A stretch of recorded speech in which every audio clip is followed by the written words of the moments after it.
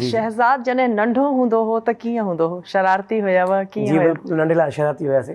अच्छा। जी जी बिल्कुल बिल्कुल। त मतिलबु उहो ई उन्हनि ई ॿारड़नि में ईंदव जंहिं पंहिंजे माउ पीउ खे इलाही तंग कयो आहे। पोइ इहो कीअं कोई चेंजिंग आई आहे या स्टिल आहिनि शरारती? वक़्तु इंसान खे चेंज करे छॾींदो। वक़्तु उहो उस्तादु आहे जेको तव्हांखे बग़ैर कंहिंजी नसीहत बग़ैर कंहिं सम्झाइण जो उन मंज़िल ते पहुचाए छॾींदो आहे जिते तव्हांजो सोच ऐं तसवुर बि न हूंदो आहे। अच्छा, इन ॻाल्हि जी ते एग्री कयो था त फ़नकार तमामु घणा सेंसिटिव हूंदा आहिनि, तमामु शयुनि खे ॾाढो फ़ील कंदा आहिनि, ईअं आहे?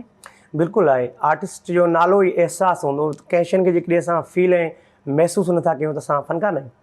जा ईअं चइबो आहे त भई जेकॾहिं कोई सुठो सॉन्ग ठाहिणो आहे त का सुठी जाइ ते वञणु ज़रूरी आहे, कुझु ज़बरदस्त मौसम हुजे, ज़बरदस्त एतराफ़ हुजे, को सीनरी हुजे, ईअं आहे? बिल्कुलु बिल्कुलु इन शयुनि जो अट्रैक्शन बिल्कुलु मौसीक़ी थिए थी। माहौल अगरि सैड सॉन्ग आहे हा। त तव्हांखे हुन में ख़ामोशी तमामु घणी ज़रूरत आहे। अच्छा। एहसासात ॾुख जो अहिड़ो बिल्कुलु तनाई उहे शयूं जेकियूं आहिनि वधीक ख़ूबसूरत ऐं बहितर ठही सघनि थियूं। मतिलबु जेकॾहिं असां उदास आहियूं त असां उदास जेको सॉन्ग आहे उहो सुठे तरीक़े सां डिलीवर करे बिल्कुलु बिल्कुलु सघंदासीं। बिल्कुलु बिल्कुलु तव्हांजा सॉन्ग मोस्टली कंहिं क़िस्म जा हूंदा आहिनि? मिक्स हूंदा आहिनि। जिते जेको माहौल हूंदो आहे ख़ासि तौर अच्छा। ते शादियुनि में त हाणे इन हिसाब जा सॉन्ग्स इलाही घटि हलंदा आहिनि। हिते सॼा अदीब सुठा सम्झदार ॼाणू माण्हू वेठा आहिनि त हिते इहो सिलसिलो ॻाइणो पए थो। गैदरिंग में जेको माहौल आहे उहो अलॻि हूंदो आहे, उते अलॻि आहे। गज़ल काफ़ी कलाम जो माहौल अलॻि ऐं महफ़िल जो रंग अलॻि। जिते जेको माहौल उहो ॻाइणो पवंदो आहे।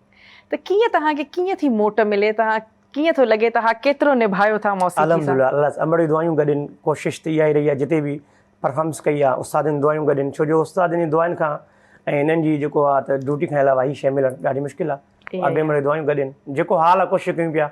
अल्हम्दुलिल्लाह इहो आहे जितां किथां रिस्पॉन्स सुठो मिलियो आहे हमेशह। चलो।